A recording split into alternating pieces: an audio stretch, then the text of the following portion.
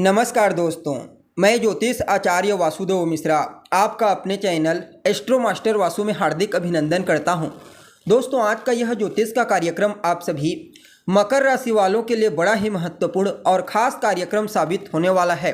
आज हम चर्चा करेंगे ग्रहों के सम्राट सूर्य के राशि परिवर्तन प्रभाव के बारे में। जी हाँ, राजा सूर्य बीते 17 अक्टूबर 2024 की प्रातःकाल 7:37 पर अपनी वर्तमान कन्या राशि को छोड़कर अपनी नीच राशि तुला राशि में प्रवेश कर चुके हैं और आने वाले महीने नवंबर महीने की 16 तारीख तक अर्थात 16 नवंबर तक अपनी नीच राशि तुला राशि में ही गोचर करते हुए आपको प्रभावित करेंगे। उसके बाद वृश्चिक राशि में प्रवेश कर जाएंगे।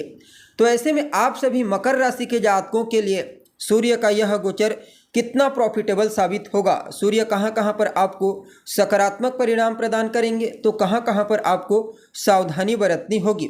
साथ ही साथ सूर्य के इस नीच गोचर प्रभाव को अपने अनुकूल बनाने के लिए क्या उपाय आप कर सकते हैं, सभी बातें विस्तार के साथ आपको बताएंगे। इसलिए कार्यक्रम में आखिरी तक बने रहिए। और अगर आप अपनी जन्म कुंडली पर हमसे परामर्श लेना चाहते हैं तो फिर आपको हमारा कॉन्टैक्ट नंबर स्क्रीन पर और डिस्क्रिप्शन बॉक्स में मिल जाएगा, जहां से आप या तो व्हाट्सएप के माध्यम से या फिर डायरेक्ट फ़ोन कॉल के थ्रू अपॉइंटमेंट लेकर अपनी जन्म कुंडली का बड़ी बारीकी के साथ एक एक पॉइंट का विश्लेषण करवा सकते हैं। तो दोस्तों, सूर्य कौन है? सूर्य वैसे तो सूर्य को मूल रूप से जीवन ऊर्जा का कारक ग्रह कहा गया है, अर्थात सूर्य के बिना हम इस संसार में जीवन की कल्पना बिल्कुल भी नहीं कर सकते। लेकिन जीवन ऊर्जा के अलावा सूर्य मान सम्मान, सफलता, ऊंचाई, आरोग्यता, शासन प्रशासन, हड्डी, नेत्र और पिता का भी प्रतिनिधित्व करता ग्रह है। जब किसी की जन्म कुंडली में बलवान होते हैं तो उस जातक को जीवन के हर क्षेत्र में श्रेष्ठ सफलता प्रदान करने का प्रयास करते हैं, मान सम्मान, पद प्रतिष्ठा प्रदान करने का प्रयास करते हैं। ऐसे लोग आरोग्यता से परिपूर्ण समाज में अपनी एक अलग पहचान बनाते हैं। ठीक इसके विपरीत जब सूर्य जन्म कुंडली में कमज़ोर होते हैं, पीड़ित होते हैं, तो फिर शासन प्रशासन से नुकसान, सफलता प्राप्त करने के लिए बहुत ज़्यादा संघर्ष करना, फिर भी किसी भी फील्ड में कोई श्रेष्ठ सफलता की प्राप्ति का ना हो पाना, जीवन में अंधकार का बढ़ जाना, नेत्रजन्य पीड़ा, हड्डियों से संबंधित तकलीफ, शासन प्रशासन से नुकसान, ये सब कुछ जब सूर्य जन्म कुंडली में कमज़ोर होते हैं तब जातक को प्रदान कर देते हैं। इसलिए इनका मजबूत होना बेहद आवश्यक होता है।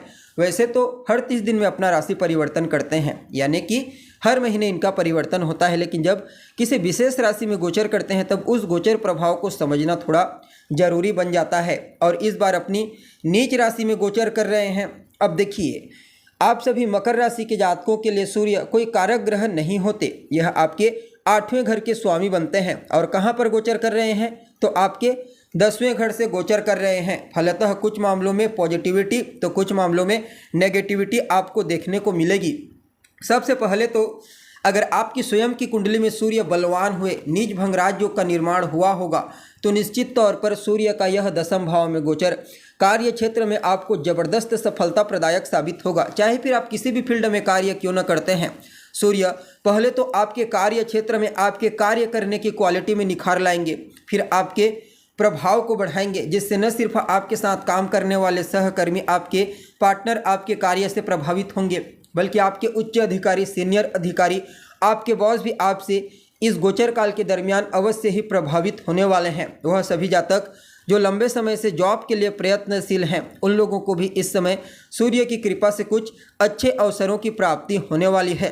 खास करके उन लोगों के लिए इस गोचर काल को कुछ ज़्यादा ही बेहतर कहा जा सकता है जो गवर्नमेंट सेक्टर से जुड़े हुए हैं, गवर्नमेंट सेक्टर में काम करते हैं, चाहे फिर गवर्नमेंट नौकरी हो या फिर किसी भी प्रकार से कोई ठेकेदारी का कार्य हो। सिर्फ इतना ही नहीं, सूर्य का यह गोचर आपके सामाजिक दायरा को बढ़ाने का प्रयास करेगा, अर्थात समाज में आपके मान सम्मान, आपकी पॉपुलैरिटी में विशेष रूप से वृद्धि होती हुई नजर आ रही है। जो लोग राजनीति से जुड़े हुए हैं उनके लिए भी सूर्य का यह गोचर किसी वरदान से कम साबित नहीं होगा। हालांकि आपको अपनी माता के स्वास्थ्य का थोड़ा ध्यान रखने की आवश्यकता होगी। बाकी कार्य क्षेत्र में आपकी माता एक्टिव हैं तो उन्हें भी सूर्य यहाँ पर श्रेष्ठ सफलता, मान सम्मान प्रदान करने का प्रयास करेंगे। आप अपने भौतिक सुख सुविधाओं की चाहत को पूरी कर सकते हैं। भूमि, भवन, मकान, वाहन, इनसे संबंधित सुखों की प्राप्ति आपको होने वाली है। सिर्फ इतना ही नहीं, अगर आप कोई प्रॉपर्टी खरीदते हैं तो उसे अपनी माता के नाम पर खरीदिए, यह आपके लिए और बेहतर हो जाएगा। जी हाँ, साथ ही साथ सूर्य आपके लिए अष्टमेश बनते हैं, इसलिए पॉजिटिव रूप से आपको प्रभावित कर रहे हैं, तो कहीं ना कहीं आकस्मिक रूप से भी आपको लाभ प्रदान करेंगे। चाहे फिर आपको एकाएक अपना रुका हुआ धन प्राप्त हो जाए या फिर एकाएक आपका कोई पेंडिंग पड़ा हुआ कार्य पूरा हो जाए।